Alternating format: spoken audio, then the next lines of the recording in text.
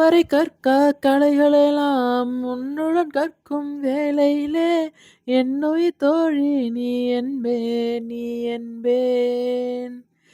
இதுவரை காணா காட்சிகளை உன்னுடன் காணும் வேளையிலே எந்தன் காதல் நீ என்பேன் நீ என்பேன்.